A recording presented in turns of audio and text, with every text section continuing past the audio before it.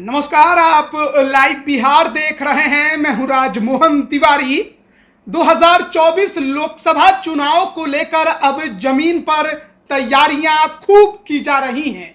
बिहार में महागठबंधन है और इसी महागठबंधन के तौर पर देश भर में भी एक बड़ा महागठबंधन बनाने की कोशिश मुख्यमंत्री नीतीश कुमार कर रहे हैं और इसी के लिए वो 3 दिवसीय दौरे पर दिल्ली पहुंचे हुए हैं।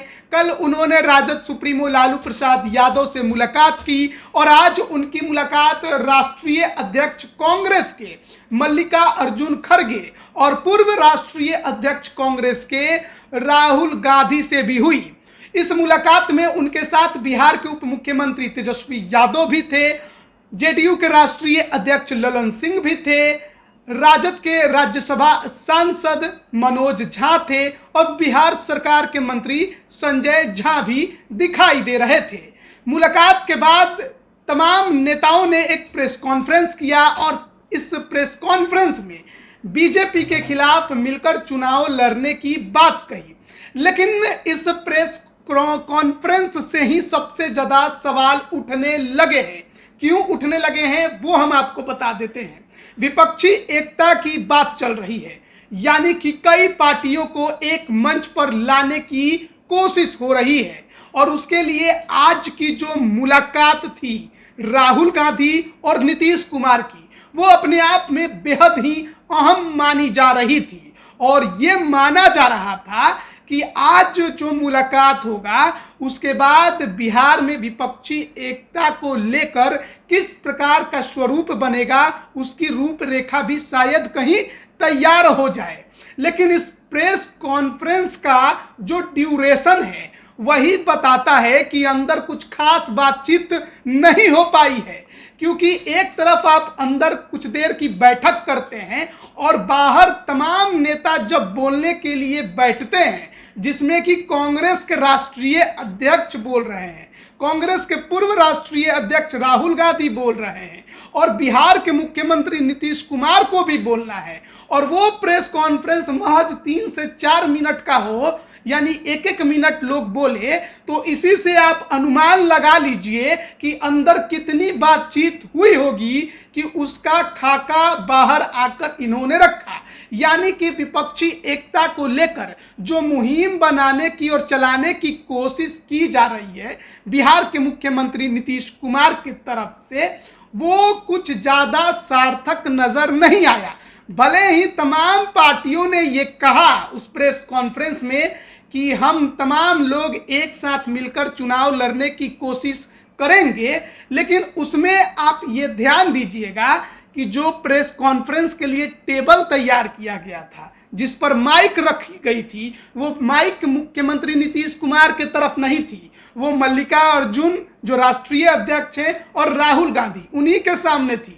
बाद में जब नीतीश कुमार को बोलने के लिए कहा गया तो मुख्यमंत्री नीतीश कुमार देख रहे थे कि माइकवा हमारा तरफ आए तो हम कुछ बोले और माइक कोई उधर कर नहीं रहा था। बाद में इस बात को राहुल गांधी समझे तो उन्होंने उस टेबल को खिसकाया और उसके बाद मुख्यमंत्री नीतीश कुमार थोड़े बहुत बातों का उन्होंने उपयोग किया और कहा कि हाँ, एक बातचीत हुई है और आगे आप देखिएगा कि बहुत सारी पार्टियां इसमें एक साथ नजर आएंगी। लेकिन आखिरी में बोलने का समय आया कांग्रेस के पूर्व राष्ट्रीय अध्यक्ष राहुल गांधी को, तो उन्होंने कहा कि तमाम राजनीतिक पार्टियां जो भी हमारे साथ चलने को तैयार हैं, हम उनके साथ मजबूती से कदम बढ़ाएंगे और जिस प्रकार से देश भर में संस्थाओं को खत्म करने की कोशिश की जा रही है, विचारधाराओं को मारने की कोशिश की जा रही है, उसके खिलाफ हम मिलजुल कर लड़ेंगे।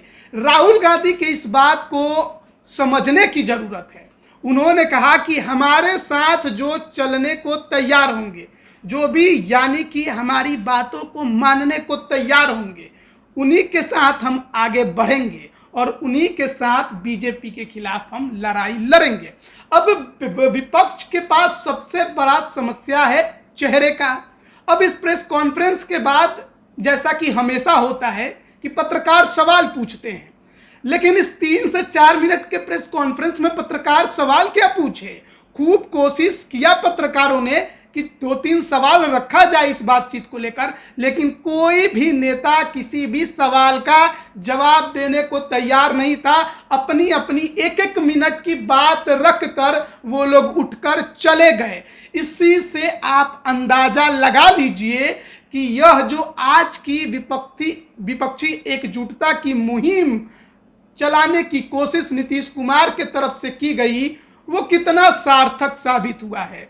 क्योंकि जब इस प्रकार का प्रेस कॉन्फ्रेंस हो, विपक्षी एकजुटता की बात चल रही है, आगामी चुनाव की तैयारी चल रही है, 3 मिनट में आखिरकार किसी भी गठबंधन को लेकर बातचीत कैसे खत्म हो सकती है?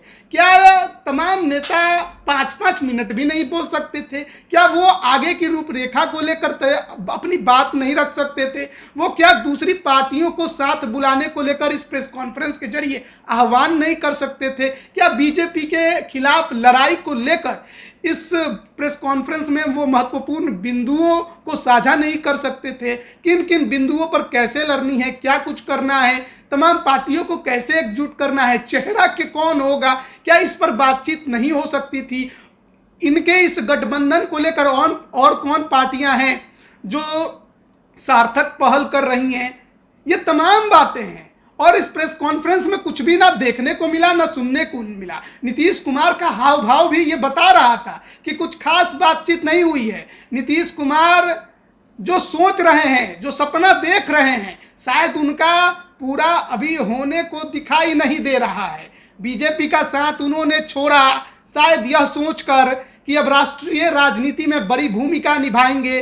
बिहार से पत्ता कटते दिख रहा है, लेकिन शायद राष्ट्रीय राजनीति में भी उनकी भूमिका अभी तक सीमित ही दिखाई दे रही है। क्योंकि ऐसा लगता है कि कांग्रेस नीतीश कुमार पर भरोसा करने को तैयार नहीं है। अब नीतीश कुमार से आगे रखने की कोशिश तेजस्वी यादव को करते राहुल गांधी देखे गए। कैसे जब फोटो सेशन की बारी आई, 2-2, 3-3 बार तेजस्वी यादव का हाथ खींचकर वो नीतीश कुमार के बराबर या उनसे आगे करने की कोशिश करते रहे। नीतीश कुमार को पूछ नहीं रहा था कोई, वो तो तेजस्वी यादव का आदर सत्कार रहा कि उन्होंने नीतीश कुमार को थोड़ी अहमियत और देने की कोशिश की। राहुल गांधी तो प्रेस कॉन्फ्रेंस में बोलने को तैयार नहीं थे। तेजस्वी यादव ने कहा कि कुछ बोल दीजिए, तब राहुल गांधी ने 40 से 50 सेकंड की बात कही। अब इससे अंदाजा लगता है ना कि विपक्षी एकजुटता की जो आज बैठक हुई थी मल्लिकार्जुन खड़गे के आवास पर, उसमें क्या बातें हुई होंगी। क्योंकि अगर आपके पास प्रेस कॉन्फ्रेंस में बोलने का कुछ बचा नहीं, तो फिर अंदर भी इसका मतलब कुछ बातचीत नहीं हुई होगी। और ऐसा ही प्रतीत हो रहा है। विपक्ष के पास सबसे बड़ी समस्या है, क्योंकि चेहरे बहुत हैं। ममता बनर्जी हैं, उधर स्टालिन हैं, उधर केसीआर हैं, इधर अरविंद केजरीवाल हैं। कांग्रेस बड़ी पार्टी, राष्ट्रीय पार्टी, उसको भी अपना चेहरा देना है। नीतीश कुमार का अपना सपना है। तो इन सपने और महत्वाकांक्षाओं के बीच में यह विपक्षी एकजुटता दूर की कौड़ी दिखाई दे रही है। और ये तो लालू यादव का एहसान मानिए कि उनके कहने पर राहुल गांधी ने मुख्यमंत्री नीतीश कुमार से मुलाकात कर ली है। नहीं तो पिछले 7-8 महीने पहले का वो दौर भी याद कीजिए, जब मुख्यमंत्री नीतीश कुमार सोनिया गांधी के घर के बाहर खड़े थे मुलाकात के लिए और जल्दी जो गेट था वो खुल नहीं रहा था। क्या मुलाकात हुई या नहीं हुई, या उन्होंने मिलने से ही मना कर दिया कि एक फोटो बाहर निकल कर नहीं आया। और आज जब मुलाकात हुई तो फोटो भी आए, प्रेस कॉन्फ्रेंस भी हुआ, लेकिन वो केवल औपचारिक था, दिखावे का था। इससे कोई असर विपक्षी एकजुटता पर नहीं पड़ने वाला है। इस प्रेस कॉन्फ्रेंस ने ये बता दिया है। अब देखिए नीतीश कुमार के दावे, राहुल गांधी की बात का क्या सच में 24 के चुनाव के पहले कुछ असर दिखेगा, या फिर वैसा ही जो हवा पानी हमेशा रहता है बीजेपी के खिलाफ वैसा ही रह जाएगा। ये लोग तितर बितर होकर चुनाव लड़ेंगे और बीजेपी फिर बाजी ना मार जाए। बने रहिए लाइव बिहार के साथ। आप सभी का बहुत बहुत धन्यवाद। लाइव बिहार यूट्यूब पर सब्सक्राइब और फेसबुक पर लाइक जरूर करें।